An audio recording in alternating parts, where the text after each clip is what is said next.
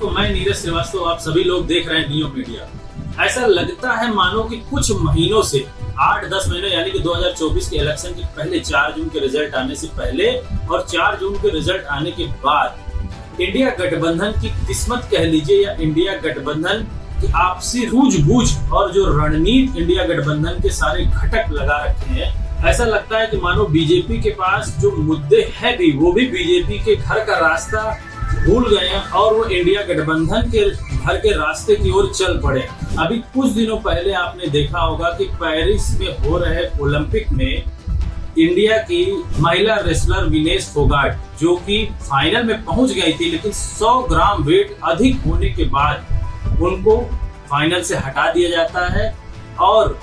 आज उस चीज पर पूरे मुख्य धारा की मीडिया बहस कर रही है, पूरे देश बहस कर रहा है कि ऐसे कैसे हो गया कि 100 ग्राम वेट ज्यादा हो जाने से उनको फाइनल से हटा दिया जाता है, जबकि उनके साथ इतने डॉक्टर्स होते, फिजियोथेरेपिस्ट होते, क्या उन्होंने वेट नहीं किया था? संसद में बीजेपी के नेता ने ये भी बोला कि उनके ऊपर 72 लाख रुपए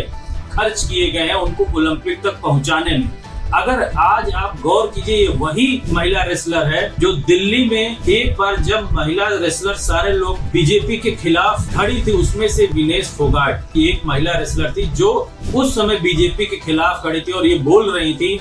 कि हमारे देश में महिला रेसलर्स के साथ अच्छा व्यवहार नहीं किया जा रहा, उनकी सुविधाएं काटी जा रही। आज जब वही खिलाड़ी ओलंपिक के फाइनल में पहुंचती है तो देश के सारे नेता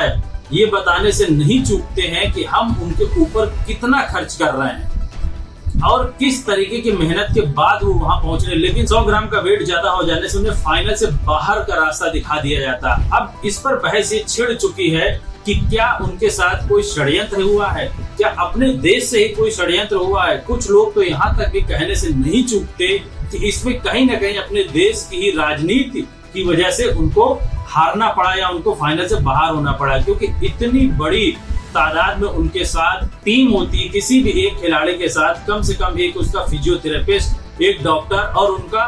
पूरा एक कार्यक्रम होता है। क्या उस कार्यक्रम को फॉलो नहीं किया गया, या विनेश फोगाट ने ही, क्या खिलाड़ी ने फॉलो नहीं किया, या फॉलो करवाने वालों ने सही से ध्यान नहीं दिया? अब यह मुद्दा भी इस तरीके से इंडिया गठबंधन ने लपक लिया कि बीजेपी इसको देखती ही रह गई। इंडियन नेशनल कांग्रेस हरियाणा के लोगों ने ये बोला कि अगर हमारे पास पूरी सीटें होती तो हम इस खिलाड़ी को अपनी तरफ से राज्यसभा का सांसद बनाकर भेजते केंद्र में।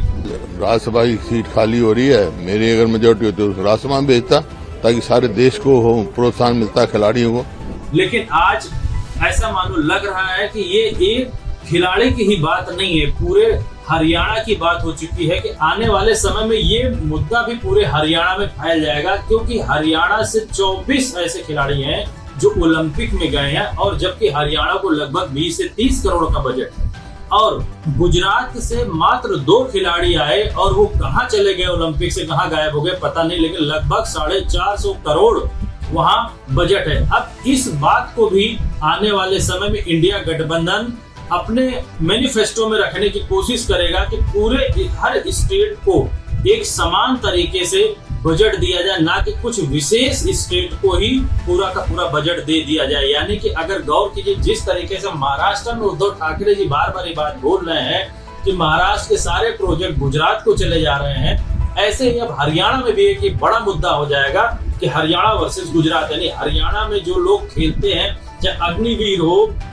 इसमें आज की डेट में बजट उतना नहीं है जितना कि गुजरात के खिलाड़ियों के लिए बजट दिया जा रहा है। यानी कि गुजरात को इस रूप में भी देखा जा रहा है जहाँ के खिलाड़ी डेवलप नहीं है, उसके बाद वहाँ 10-10 गुना ज्यादा पैसा दिया जा रहा है। और जबकि आने वाले जितने भी सर्वे हैं, चाहे वो बीजेपी खुद कराई हो, इंडिया गठबंधन खुद कराया या लोकल सर्वे एजेंसी ने किया, सबका ये मानना है कि कांग्रेस और बीजेपी का आमने सामने की टक्कर है